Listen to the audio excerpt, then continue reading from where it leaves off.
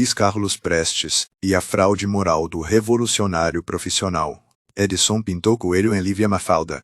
Luís Carlos Prestes é um exemplo acabado do que acontece quando a mística revolucionária substitui o juízo moral e a realidade histórica.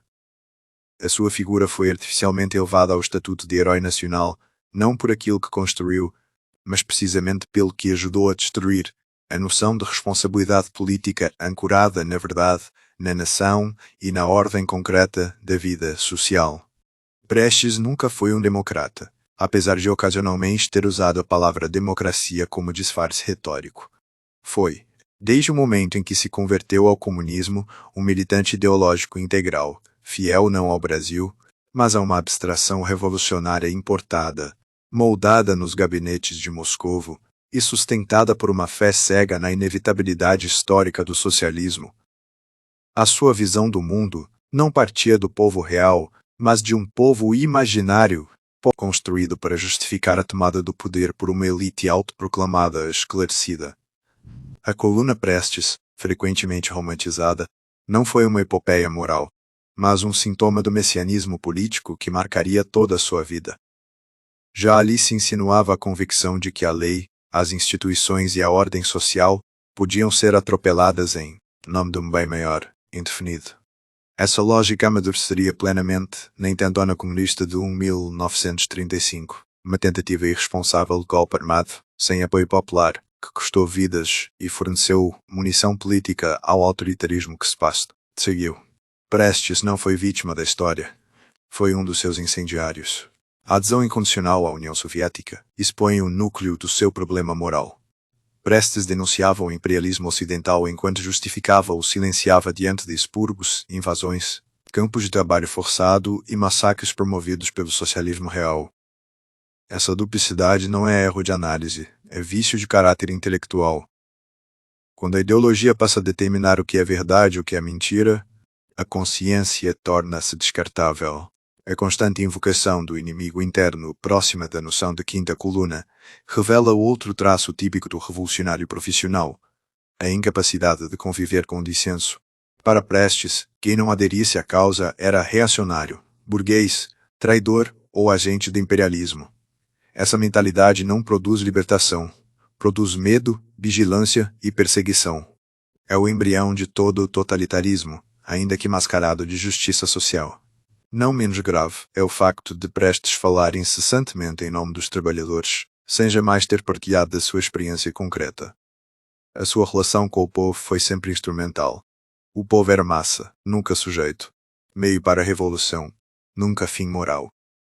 A pátria, quando exaltada, não passava de palco provisório para um projeto de poder que não reconhece fronteiras, tradições, fé ou família. Tudo deve ser dissolvido em nome do Estado absoluto. Luís Carlos Prestes não representa a esperança, mas a ilusão. Não encarna a coragem, mas a obstinação ideológica.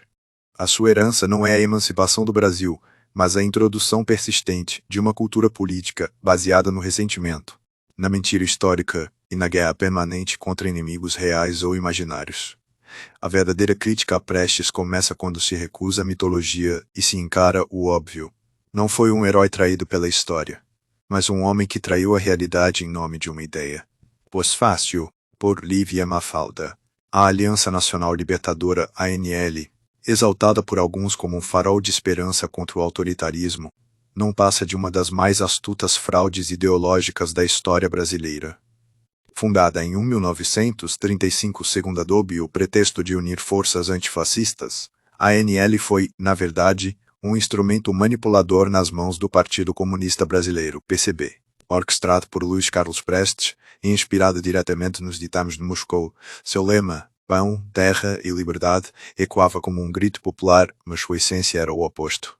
Uma engenharia social que visava substituir um autoritarismo por outro, ainda mais insidioso, sob o manto da Revolução Proletária. Criticar a ANL não é defender o regime de Getúlio Vargas ou ignorar as injustiças sociais da época. É, sim, desmascarar a hipocrisia de uma organização que se apresentava como libertadora enquanto planejava uma intentona, armada sem apoio genuíno do povo. A ANL não nasceu de um clamor popular orgânico, mas de uma estratégia internacionalista, onde o Brasil era mero palco para a expansão do stalinismo.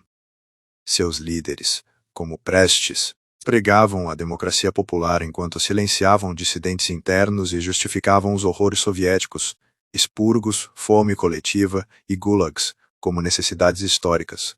Onde está a liberdade nessa equação? A INL prometia pão ao camponês, mas entregaria correntes ao Estado totalitário. O fracasso da intentona comunista, deflagrada em novembro de 1935, expõe a fragilidade moral da ANL.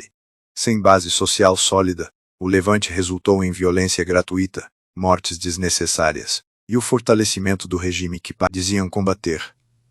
Prestes e seus aliados não hesitaram em sacrificar vidas alheias em nome de uma utopia abstrata, revelando o que chamo de fraude moral do revolucionário. A convicção de que o fim justifica os meios, mesmo quando os meios são mentiras e sangue. A ANL não libertou ninguém.